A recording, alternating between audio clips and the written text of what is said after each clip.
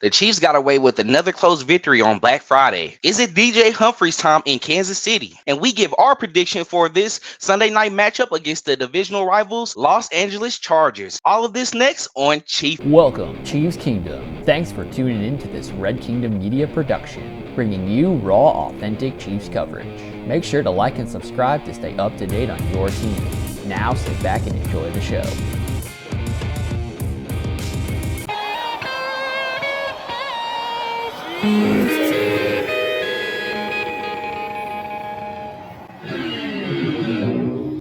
Welcome back to another episode of Chiefin. I am your host, Daily Dale Fowler, along with my partner Lonnie. How you doing today, bro? Good, excited. Happy the Chiefs got back on track with another W, ready to talk some Chiefs football. Man, it's definitely a lot to talk about. People want to talk about how the Chiefs are getting by with these wins, being the worst 11-1 team that they have seen. But we don't really worry about that. You just get the dubs and you move on, and you see what happens when it comes playoff time. So let's go ahead and get into it.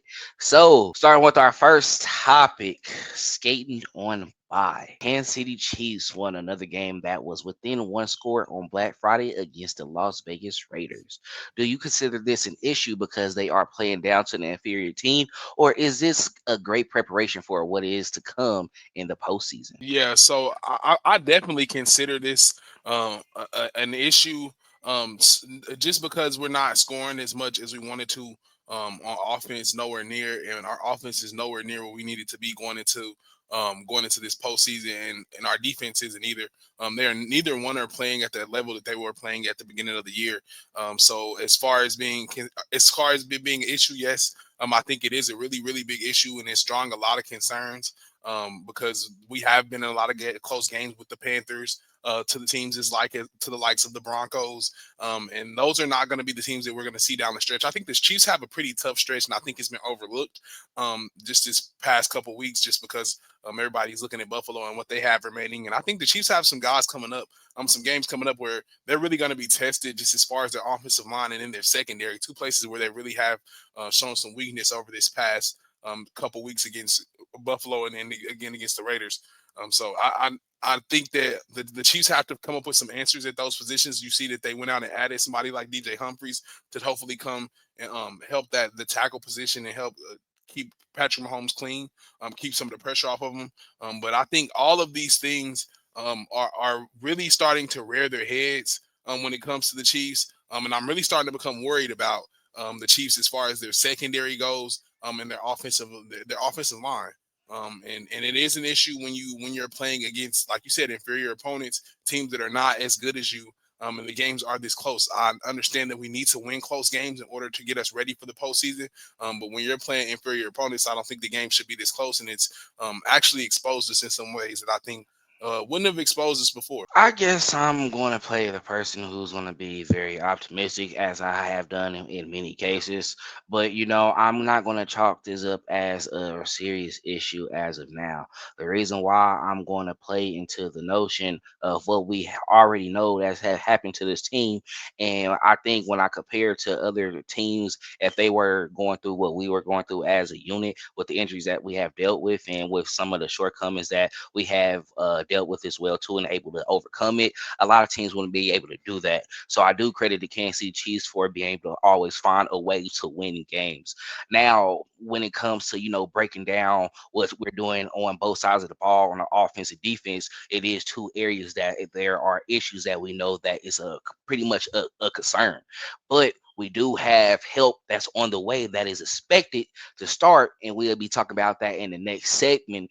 But DJ Humphries is supposedly going to come in and be able to be the guy that at least provides more protection than what we have seen with Wanya Morris, and give him more time in the pocket, where a lot of people think if you do have an efficient offensive line, this offensive unit that we have as of now can be scary because we do have weapons. And then you add back Isaiah Pacheco, who was gone after week 2, and we had to figure it out and bring in a guy, an old head like Kareem Hunt, to be able to wheel our way in those moments as well. So I think when you put everything together and you see how it goes, they are a team they are battle tested, and then also they are able to handle adversity. When you get into the postseason, postseason, that's when all of that stuff come up. And that's why you seen when we play teams like the Bills, or you seen us go against the Ravens, we are able to dominate and go out there and overcome those situations because we have been there before, and experience does matter. And then when you have, you have to go out there and make the plays, you have to, be able to will your team into these moments and have to be tactical as well too. Andy Reid and Patrick Mahomes have shown that they can do that. That's why I'm with someone who is on the fence right now, where I'm going to defend and say like, hey, we still can have success with what's going on right now. And I'm not, I'm someone who understands what's going on. I'm not going to say what everyone else is saying is incorrect. That's true. We are dealing with a problem in the secondary as well too, where he's getting cooked. We have to bring in Joshua Williams, who played a little bit better, but we still saw some of those issues. And then wide receivers were still having their way when it came down to that final possession with the Las Vegas Raiders. So I, with the weeks that we had going into the postseason and seeing that we were the first team to even clinch a playoff, at least we put ourselves into a position to where, hey, we know we're going to be in there come January. We know the issues that we're dealing with right now. How can we fix it and find solutions so that way when we get into those moments, you're not going to be the reason why we are losing in that game, or we are one and done in the playoffs. I think they can figure it out. So I'm going to say it's not an issue. I think they're going to be able to overcome what we have done with the moments of, coming in and figuring out a way right now throughout the season. And then also trying to address the issue as well, too. I think what we went out and, try to, of course, pick up getting a guy like DJ Humphries, you understand it was a problem and you went out and try to fix it. And I think he might be a solution that really helps us out. And we'll see it on Sunday, and we'll talk about that a little bit more, like I said. So, anything else you want to say on this before we go ahead and move on to our next topic? Yeah, I love your optimism, but just like I know, the Chiefs had a band-aid on two positions, and it's been ripped off.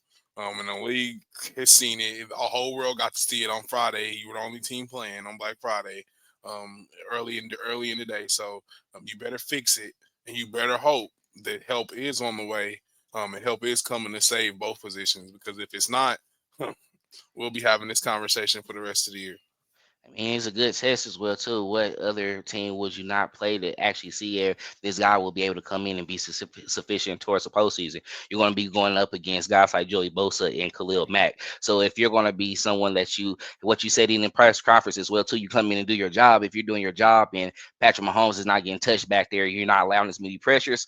I feel comfortable because the Chargers more than likely might be a playoff team that we can potentially see in the postseason because Jim Harbaugh, he got those boys ready to go, and it looks like they're prepared, and they might clinch sometime later on in the season as well too. So who knows? We can see him for a third time. So if he comes in and be able to, hey, that band-aid that you're saying, but is a little bit more super protective, is something that can be able to last until February. I take it. I'm in that point right now. You take whatever you can get. But before we go into our next topic, please subscribe to our YouTube channel. Also, follow us on all our social media platforms at Red Kingdom Media.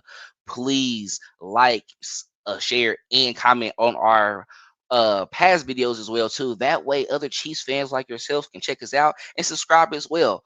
Also, if you haven't already, please subscribe to our Substack. We have a daily newsletter that goes out Monday through Friday. Also, me and Rod, we put out a pre-game and post-game article before the game or after the game as well too, where we give analysis of what we think is going to happen and evaluate the breakdown of what happened in that game as well too. So please subscribe and check that out as well too. Become a paid member.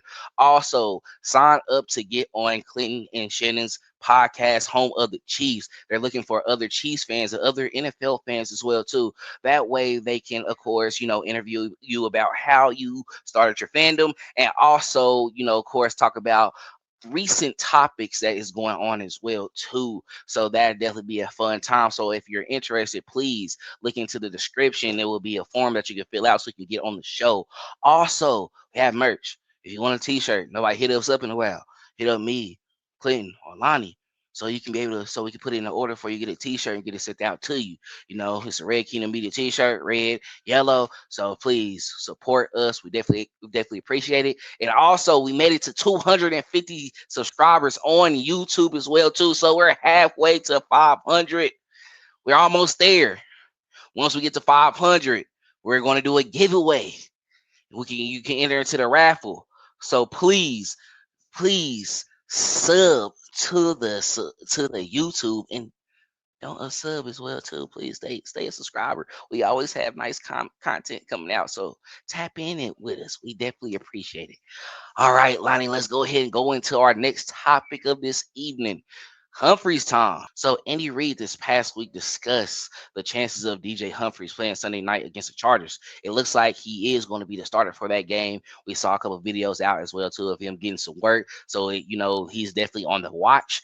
Many people expect the Chiefs to fast track him into the offense. However, Reid said this is not fair to DJ Humphries. He did say that, and with him coming off a knee injury as well too, that kept him unsigned for a significant amount of time. So, Lonnie, do you think Wanya gets to start on Sunday? And as soon as he is beat a lot or crucial and it looks horrible, do you think that's Will Humphries will actually make his appearance on the Chiefs offensive line? Yeah, so I don't think Wanya gets a start at left tackle or at right tackle for that matter at all Sunday.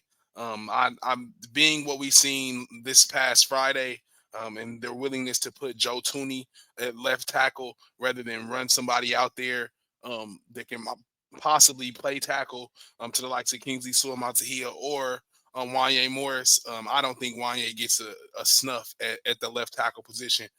Also, being how much money they gave DJ Humphries, I think the writing was already there on the wall for Wanya that he was probably going to end up on injury reserve, or at the best be a backup for him or Jawan Taylor. Wanya just didn't put up a fight for his position, and I don't think that was a good look for him as far as the organization goes. And I don't think it was. I don't think it helped his um, campaign at all to play either one of our tackle positions, being that you're protecting one of the best quarterbacks in the world. I mean, I'm hoping that DJ Humphries can be a shell of himself of what he was when he was in Arizona. Like Andy Reid said, it isn't fair, but life isn't fair, and we need DJ Humphries to come in and be the best tackle that he can possibly be, and just really be a body. Me and you both talked about this off air. It's not easy blocking for Mahomes. And it's a lot of tackles don't even like blocking for him. He takes 8-step drop, 7-step drop. You don't know where he really's going, where he's going to be. He's running around, but at the same time, he makes it easy for people too. Because you can get beat like Wanya, and he can cover it up if he can get around the defensive end. So he helps tackles, but he also is a pain to block for. So I know DJ Humphries has a test coming up, especially with Joey Bosa and Khalil Mack on the other side being the opposing pass rushers that he'll be facing fresh off his injury. I would just like to say Charles Omenihu who came off the injury, and I mean, like I said, this is another thing that we spoke about. I think he played about like 40% of the snaps. He didn't play nowhere near a whole game. We're asking DJ Humphries to get out here and play a whole entire game, coming fresh off the streets, and one of the hardest positions to play in football.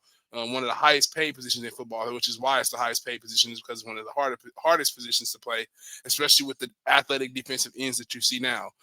So I think it's a big ask of him, and I feel like if he has a great game Sunday, this will be one to remember for as a Chiefs fan.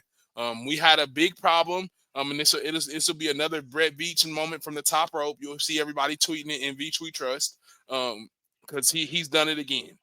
He somehow found a way to dig, and strike oil somewhere down there in the dirt. So if it does work, and he is even a piece of himself and can come in and be a body, do any better than Wanya Morris or Kingsley Suamataia, I think this will be a story to remember for DJ Humphries. But I don't think Wanya gets a start at all. I don't think he sees the field. Yeah, I'm actually with you on, with that one, Lonnie. I think it's DJ Humphries' time in Kansas City. I think it's his show now, and coming in and seeing the situation that we was dealing with beforehand, we gave a chance to Kingsley and also Wanye.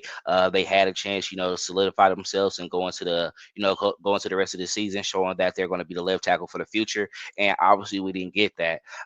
Seeing DJ Humphries coming out the street. I think it is unfortunate that a lot of people are going to have a lot of expectations for him. However, I think with him being a veteran, being the age of 30, but also being a former Pro Bowler as well too, he's going to be able to, really get acclimated fast into this offense, and then it's going to definitely be beneficial for Patrick Mahomes as well too. Like you said, we discussed this a lot off air, and I think with how Patrick Mahomes plays as well too, we discussed the dropbacks that he has and how it is not playing into favor for his offensive tackles. But as an offensive tackle in this offense as well too, and you saw it with guys like Eric Fisher and Mitchell Schwartz, they never gave up on a play. You got to keep on keeping your feet moving, and you also got to keep your hands going as well too, and got to keep on firing off. When you see him moving around, yes, it's going to be making it seem like, hey, you're getting beat and you're causing those pressures, but that's also how we get our offense going and how he create opportunities within our system as well. So all you have to do, and are we asking you, because when they evaluate the game, and that's why some of our guys have got Pro Bowl honors as well too, they're seeing within the context of how we played and the play style that they have. You just got to keep on going, and you got to clean up those boxes when you have to as well too. And we saw it in those years where we won the Super Bowl and where the offense was very efficient in 2022 when we even lost Tyreek Hill, and then we got Juju coming in MVS as well, and we were still in the highest points total. We had offensive linemen Orlando Brown Jr., even though he's not looking as well in Cincinnati, but he got acclimated into the system, which we're going to ask DJ Humphries to do very quickly.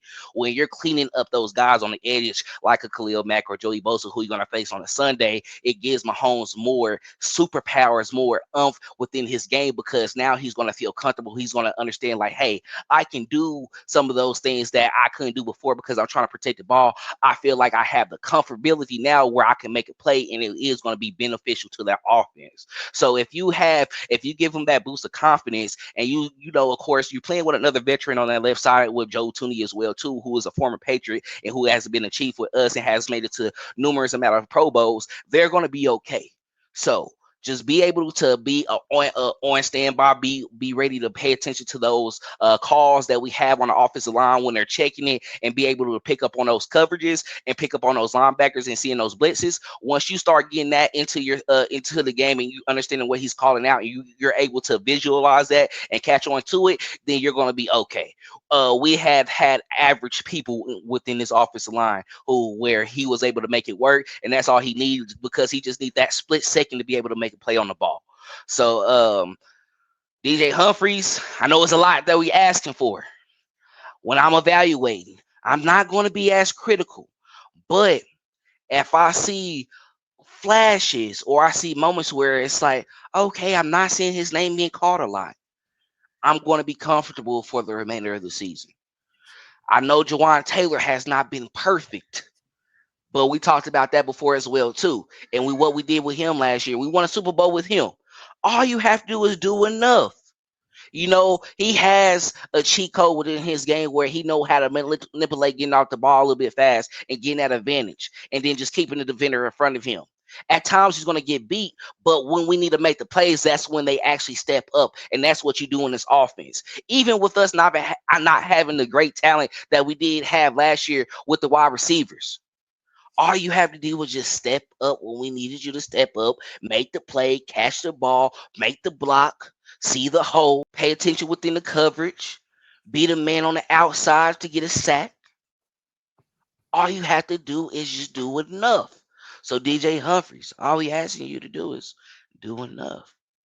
All right, Lonnie, anything else you want to add on that before we get on to our last topic? Well, like you said, do enough. That's it. Enough. Stand out there. That's it. Because that's all Wanya did. He stood there. So I mean, But you saw he wasn't getting his hands out, wasn't getting an extension, just getting beat. Like they doing one hand. It was looking very ugly. I don't think it's going to look like that for DJ Humphries. Now, if anything, depending on if it's a speed rush, at times you might see him get beat fast. But I don't think it's going to be as bad as what we've seen with Wanya Morris. Going into our last topic, Sunday predictions. What is your final score prediction for this game against the Chargers, and who will stand out on offense and defense? I think the Chiefs get a win here. This is for all the marbles here. I know it's been talked about a lot. This is for the AFC West. This is for everything on the line. And I know the Chargers want to come rip it out of our mouth. This is the only team that looks like they've been able to halfway compete with the Chiefs throughout the season. I'm sorry, in the AFC West, and I'm not no disrespect to the Broncos. The Broncos are up there too. Not so much the Raiders, but the Broncos and the Chargers. But the Chargers have really looked good, especially coming on these last couple games. How they woke Kirk Cousins up in the secondary. Nevertheless, I'm going with the Chiefs winning 28-21. I think the Chiefs winning a close one here by a touchdown. I have my standout on offense being DeAndre Hopkins. I think he finds a way into the end zone a couple times, about two or three times. I think he made some key catches on third down. I think this is probably the most that we see of DeAndre Hopkins that we've seen all year. I think he gets the most snaps in this game, and he finds a way to make a play. And then on defense, I'm going with a standout I usually don't pick a lot, and we haven't heard a lot from him this year. Trent McDuffie. I think Trent McDuffie has heard all the noise. He got called up for the press conference. I seen Andy Reid sent him up yesterday to talk to the media. So I think he's heard all the noise, and he's given up some stuff this year. He doesn't usually give up. Trent McDuffie is an All-Pro, more of a technician at the position. Like I said, doesn't give a lot of things up. He's had some questionable pass interference calls, some phantom pass interference calls over these past couple weeks. I think Trent McDuffie finds a way to clean it up. I know he's a pro, and I think he finds a way to make a play on the ball, baby, and finds a way to get him a couple PBUs and maybe get him his first interception because he's been hearing all that noise. And corners are confident. Corners are confident, and they like to peacock. They like to stick their chest out. And Trent McDuffie don't really stick his chest out. He ain't never really got a reason to stick his chest out. Well, now Trent McDuffie got a reason to stick his chest out because they calling you out. You've been getting got a couple times that you usually don't get got. Got more than you got in the past couple years since you've been in the league. So I think he comes and answers the bell. So D Hop and Trent McDuffie have some days for me, and the Chiefs get out with a win by a touchdown. You know what's hilarious? Where they was talking about this in a group where with Trent McDuffie, it's crazy, and it's not even talking about how he's a bad corner and everything like that. You know, that's my guy, one of my favorite defensive players on the team. But for him to be playing for 3 seasons now, and the amount of snaps that he has played, it's crazy that he doesn't have an interception. Now, it's good to a sense to where maybe people are not trying to go to your side as much, but golly, he had one almost and got called back on a penalty. So I give him that. He really would have had that statistic, but it was called back on a penalty. But it's weird. But that is my guy. And that is an interesting pick for who will stand out on the defense side of the ball. Now, going ahead to what I'm going to be predicting. So for the final score, I got it being 26-21. The Chiefs go out with a victory, and that pushes us ahead to where we'll be able to close out the division within the next 2 wins. After that, so I do think we get in a close one. I do think that the Chargers do score 3 touchdowns on us, but I don't think it looks as ugly as we may see it. I know that we're trying to get back to that pace where we was not allowed more than 20 points, but I do think we do come up on big plays and make the appropriate plays to be able to get by with this one, and of course have a season series sweep against the Los Angeles Chargers once again. So I got 26-21, and my stands out on the offensive side of the ball. I'm gonna go ahead and go with Travis Kelce.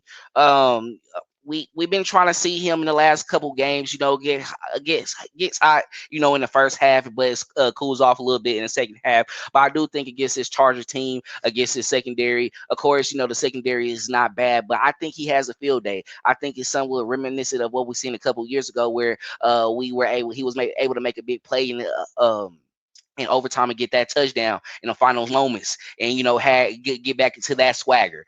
So I do think he probably get around 8 to 9 receptions with 100+ yards in the touchdown or two. Put it on the board, just having a field day on that defense. So that's who I have standing out on the offensive side of the ball. Him and Mahomes connect on a phenomenal level. We might see another 300+ yard game for Patrick Mahomes as well too. I'm not going to speak on the turnovers. We're going to leave that alone. I don't like to predict on that, but I do think it'd be an efficient game on offense, and we'll see a little bit of Pacheco as well too. On the defensive side of the ball, go ahead and go out the box. Go with the other corner on the side of the ball. Josh Williams, step up. It's your time. You know, we talked about this before. It seems like he always has a slow start to the season, and he picks up later on as the games go by, as he gets punished, as he gets yelled at a little bit, and then he makes the plays that we're looking for. I think he's not going to give as much up as we would see with Najee Johnson. I think he does enough on that side of the ball for us as well too. And who knows, he may have a couple PBUs himself. And hey, he got a couple interceptions on his stat line, other than unlike my boy Trent McDuffie. So who knows? He may be the one who surprises this Sunday. So that's who I have on the defensive side of the ball being my standout. All right. So Lonnie, anything else you gotta say to the good people before we go ahead and get out of here? It's gonna be exciting Sunday night. Watch the edges and watch the corners. I mean, that's the answers. That's the keys for the Chiefs to three-peat. Y'all know, just like I know, it's a problem at those two positions. If we can get some answers there, we might see a blowout. But guess Eventually, what? But guess what? It's gonna be rocking on in Kansas City. It's gonna be on primetime football. Our fans love to get loud, and it's the Los Angeles Chargers as well too. We always play them well. It's always a tight matchup, and we got our guy Clinton who's gonna be out there with the live coverage as well, and they're gonna have that vlog out that next week after that as well too. So make sure to check that out. But that's all we have for this episode of Chiefin. Thank everyone for supporting us and, of course, tapping in with the show as well too. Remember, don't forget to subscribe to the YouTube channel and also follow us on all our social media platforms as well. And then make sure to, of course, subscribe to that Substack and also look into our description as well too and sign up to be on Clinton and Shannon's Home of the Chiefs podcast. But that's all we have for this one. And as always, go. Thanks for checking out this update straight from the heart of Chiefs Kingdom. We appreciate your passion, so please leave a like and follow us wherever you tune in from. See you next tailgate, your trusted source for all things Chiefs, Red Kingdom Media.